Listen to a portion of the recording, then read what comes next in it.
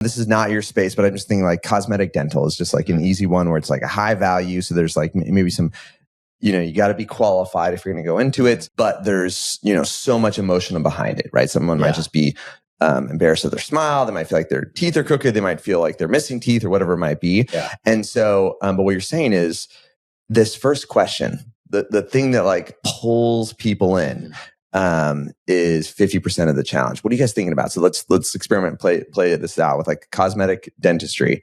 What are the types of questions that might, align with something that would work well or, start that value journey? Sure. Well, first of all, I'll say kind of often the temptation is to ask the user to do all the work for you. Mm-hmm. Hey, tell us what's most important to you and what you want. Yeah. And while that's a very logical question, that's really self-serving to us as marketers. We're like, hey, we just want to know the best way to serve you. Yeah.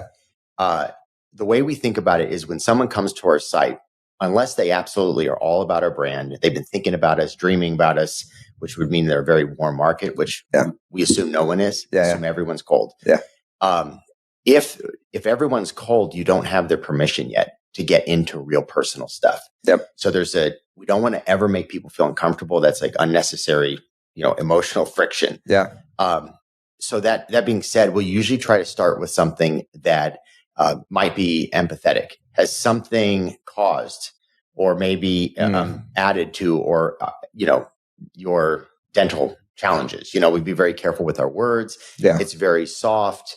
That's one thing. So like an empathetic question. You'll place blame somewhere else. Is that right? So you know what it is? It's like, and I'll tell you, this is how we build a lot of these, is what we do is we actually try to pretend like sometimes we role play. Yeah. We have the potential customer like walking in an office visually in their mind. Yep. And then we go like, how would a consultant, or how like a doctor, how would he start this conversation? Hey, so tell me what's going on. Yeah. How have you been? So, how do you feel about your smile? Mm-hmm. And that might would you do a rating? Would you be like, how would you rate your smile on a scale from 1 to 10? Or would you be like, just like 3 options there, 1 option there, yes or no? What are you guys thinking there? Especially early. Yeah. You want to train them that it's super easy. Yeah.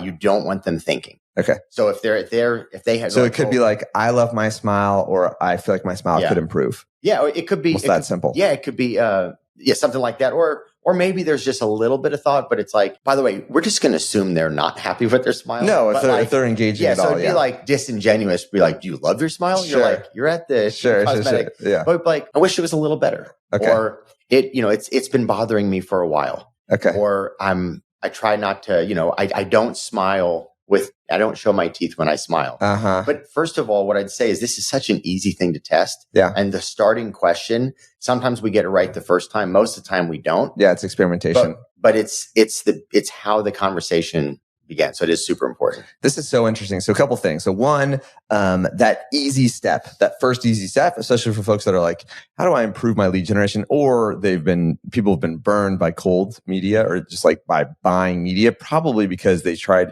addressing a cold audience like a warm audience. Yeah. And it felt like a flop. It was a ton of waste of money. Mm-hmm. And so this is like lower the barrier to just the engagement. Try to imagine, like even the responses you just came up with there are more like, what might someone say if they walked in the room, right? Of like, they're like, I feel like it could be a little bit better. It's like, I don't show my teeth when I smile. It's funny. Like I was not thinking that at all. Mm-hmm. And it took a little bit of like a pause to be like, what might someone say in this state? And you give that to them as like options. Yeah. You're not asking for name. You're not asking for any personal identifiable person, right? That's your guys' process. Yeah. You're not starting with, give me personal identifiable information. Let me get the lead right away. You're kind of like, inviting them into the conversation with the survey. Yeah. And that conversation, the way you make them feel in that conversation is everything. And it's the same in person.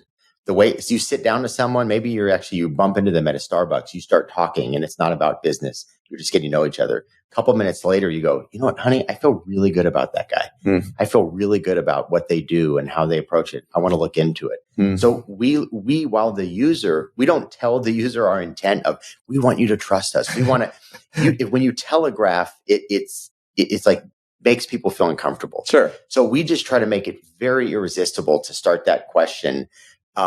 we don't like to think of, we don't do it as quizzes because then in some ways our opinion is it commoditizes it. Like, what type of smile are you? Sure. Now I'm in the head. I'm not really in the heart. It's not emotional. Yeah.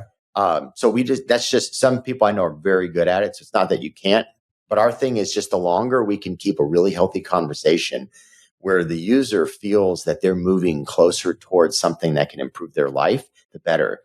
The other thing is when you ask a question, you don't have to just keep asking questions. You can respond. So I can ask that first question. You can say, oh, that's very common. Many of the people that reach out to us have for quite a while ignored it, this, that. But again, you have to know your market. But what we've found is that little seeds, little comments that are responses to questions or even framing statements above the question can affect how people feel. It's like persuasion with Cialdini. Yeah. We actually talked through that concept with them. We had the opportunity to get together at a conference. And it's a sales conversation. You want to build trust and you want to make people feel comfortable. But you pretty quickly learn the user just wants to improve their life and they're scared to take the step and they don't know who to trust and who to do it with. So the way you make them feel and the trust that you build in that interaction goes a long way.